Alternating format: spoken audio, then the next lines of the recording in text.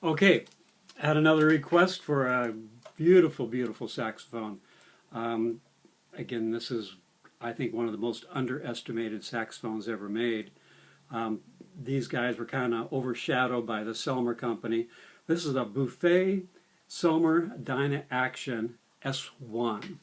And I've had a lot of Dyna Actions in, and they're all just wonderful sounding instruments.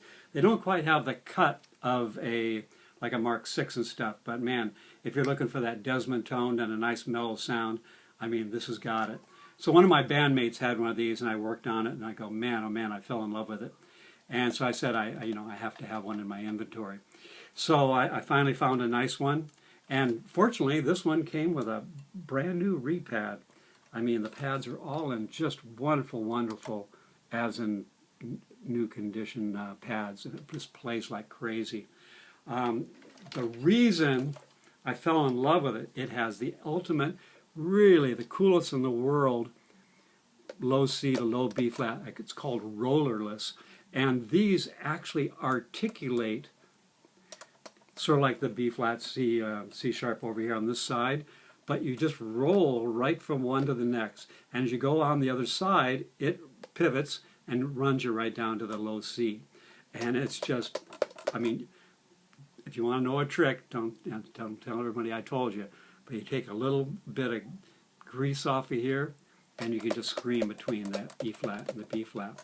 So basically, you did the same thing over here on the B flat and the C sharp. If you notice, that one also has the same style mechanism, and I've never seen it on another saxophone before or after this one, and it just makes getting around this table. So this one rotates here, and then this one rotates here. So just ultimately cool. Beautiful, beautiful French lacquer. Again, this is made in Paris, France, probably down the street from the Selmer guys. And it's funny, the jazz guys weren't that crazy about them, but the classical guys love them because it has just this beautiful, beautiful tone. Beautiful engraving on it. And this one's number 23666. So all my friends graduated in the 70s.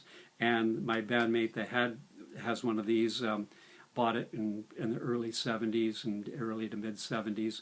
This one's like a late 70s, and still playing it, 50 years later. And he gets just the most beautiful tone on it. And I go, well, I want to sound just like him. So anyhow, real pearls, no plastic or anything. Absolutely, just beautiful, beautiful pearls, and they're nice, and I don't feel any wear whatsoever on them. And again, usually the bells are smashed, and the bell's nice. Got some little scratching and mars and stuff on it, but no dents. The bottom bow, you can see, is in really, really nice shape, and just the normal wear on the side that you always get. But, I mean, it's just a wonderful, wonderful instrument. I'm not sure what else I can say about it, except for it's just great. The neck's never been pulled down. It, again, has a little sign of wear. I mean, somebody's played this thing, but it's so well made. I think quality-wise, as far as manufacturing, it's equal to, if not better than the Selmer. It's a smaller factory, and of course they make the best clarinets in the world and have forever. So, and they were making saxophones for quite a while. I think in about the 70s or the 80s, they started just concentrating on clarinets, the clarinet family, and now if you buy a brand new Buffet, it's actually made by Jupiter in Taiwan, which is just really too bad.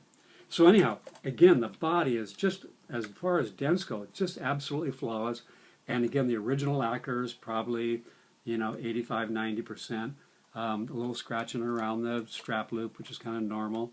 A little on the side here. And again, just beautiful, beautiful engraving on it. Hopefully you can make it out. Engraved all the way down into the bottom bow there. And again, you can see the pads are just really nice and fresh.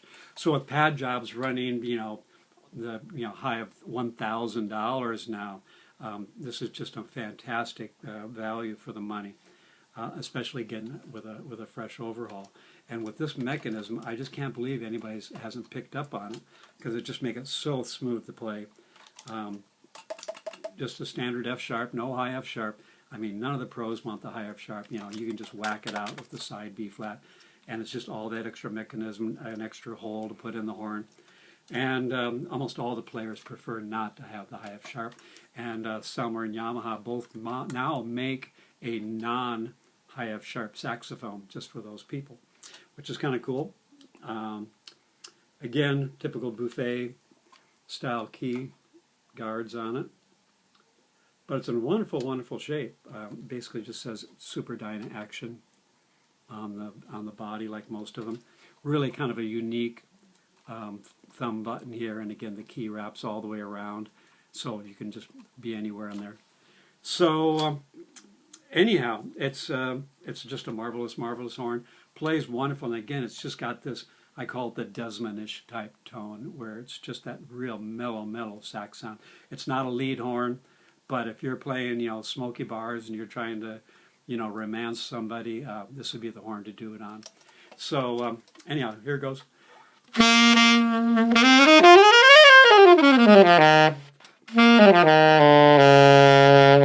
And again, right down to that B flat to a whisper.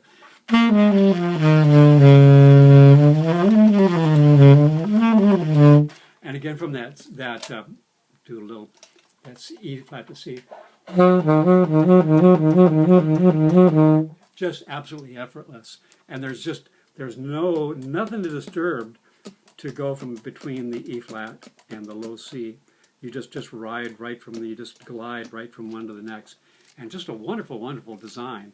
And again, it's just crazy that nobody's picked that up. So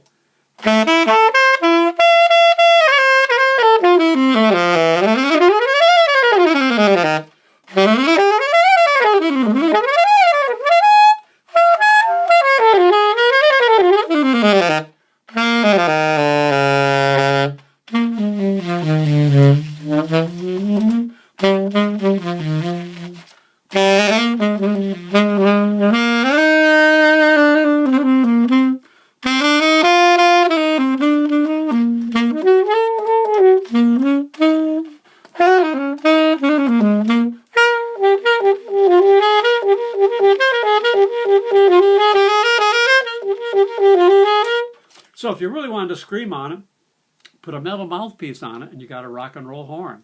I mean, most people are playing with a hard rubber. This is just a standard Meyer. And but if you want to scream, just put a big high baffle mouthpiece on it and you're ready to go.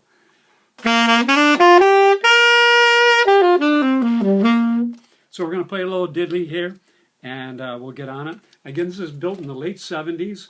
To me, that from like 1950 to 1975 is like the golden era of the saxophone world. And after that, everything got bought out, and everybody, Martin went out of business, and Busher got sold to Selmer, and it just, everything kind of went to pot. Not one saxophone made in the United States anymore. No large production of saxophones. So it's all overseas now. And of course, the French are still going at it with the Selmers and such.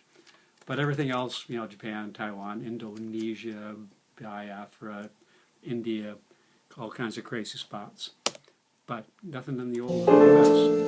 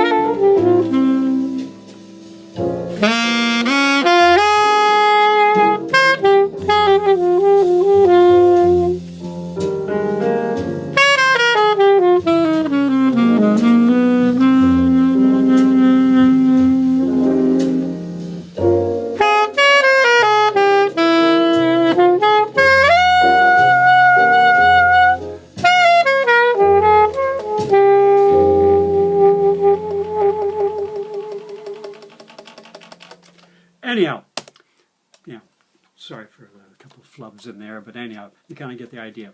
All right, running late, Buffet Super Dyna Action, number 23666. Comes with a beautiful, like brand new Protect case. Nice hard shell case, but super, super light. Got a nice little shoulder strap for it. And pretty cool case.